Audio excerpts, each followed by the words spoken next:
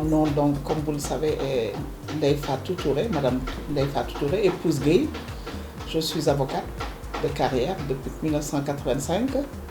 Je suis également une militante des droits humains. Je suis membre de, je peux dire, pratiquement toutes les organisations de défense des droits humains du Sénégal, en particulier des droits des femmes et des enfants. Association des juristes sénégalaises depuis 1985, Réseau Siggil Jigéen, comité de lutte contre les violences faites aux femmes. Et je suis présentement, j'ai été députée également à l'Assemblée nationale, membre de l'Observatoire de la parité depuis sa création, 2011.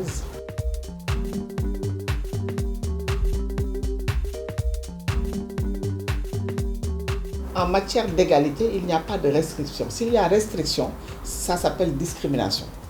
Or, il est question aujourd'hui de faire en sorte que les hommes et les femmes dans le monde, en Afrique et au Sénégal, puissent jouir des mêmes droits et que ces droits-là soient respectés de la même manière, aussi bien pour les hommes que pour les femmes. Voilà donc pourquoi la loi sur la parité est là. Elle vise à éliminer donc cette discrimination et à instaurer une égalité.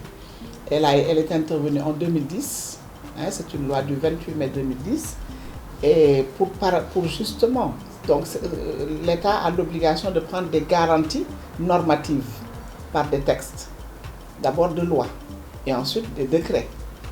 Alors la loi a été prise, mais il y a un décret d'application et la loi a prévu en son sein un décret d'application qui devait la compléter et la préciser. C'est pourquoi la loi sur la parité est liée, ombilicalement liée à son décret de 2011, numéro 819. Également, qui prévoit que la parité doit être de mise et de rigueur, aussi bien dans les institutions, pour l'accès aux institutions totalement ou partiellement électives. Et là, vous avez vu que la loi a quand même mis une petite restriction par rapport à la Constitution, mais également dans les organes, au sein des organes de ces institutions. Ça, le décret a été particulièrement clair là-dessus.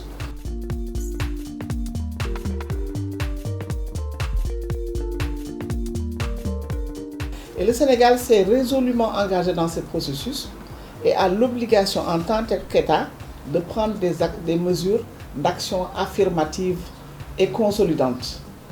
Et c'est pourquoi d'ailleurs aujourd'hui l'Observatoire de la parité, avec autour de lui toutes les organisations de la société civile de défense des droits humains tout court, mais de défense des droits des femmes, sont mobilisés pour que le processus soit parachevé.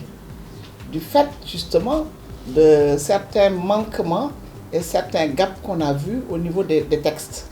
Alors c'est au niveau précisément en ce qui concerne les organes des collectivités territoriales.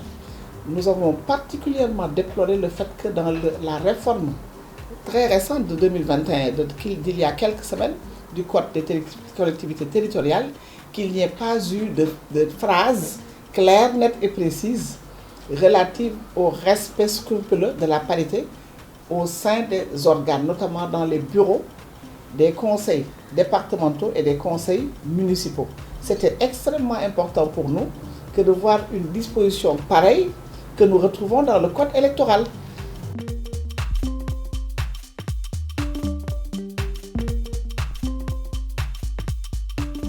Tout électeur pourra saisir la cour d'appel de la localité, aussi bien pour le conseil départemental que pour le conseil municipal. Tout candidat, et notamment les femmes candidates, il faut qu'elles sachent qu'elles ont la possibilité de saisir dans un délai pour le conseil municipal, dans un délai de 5 jours, suivant la publication donc, de la liste, et dans un délai de 8 jours, dans les 8 jours qui suivent, ils pourront saisir. Également, pourra saisir le préfet, bien sûr. L'autorité administrative peut toujours saisir la cour d'appel pour contester, par exemple, la mise en place d'un bureau qui ne respecte pas la parité. Donc, ça, c'est fondamental et il faut le dire. Il faudrait que les candidates se tiennent prêtes et vigilantes. Nous demandons à ce qu'il y ait l'observatoire de la parité et toutes les femmes réunies au niveau des organisations autour du COSEF demandent à ce que les candidates se tiennent prêtes.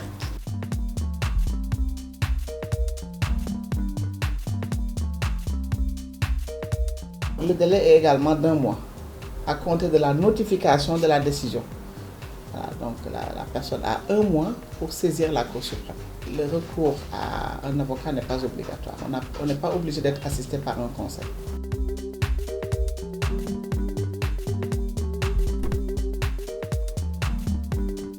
Kaolack, je pense qu'il y a eu des réticences.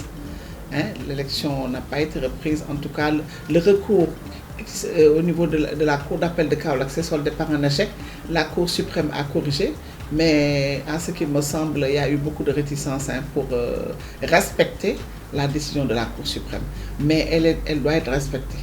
Notamment, aujourd'hui, nous comptons sur les juridictions d'appel, qui aujourd'hui, j'insiste beaucoup, c'est ça la portée, le sens et la portée des 2 arrêts de la Cour suprême. Hein? C'est de faire en sorte que les femmes ne soient pas sous-représentées.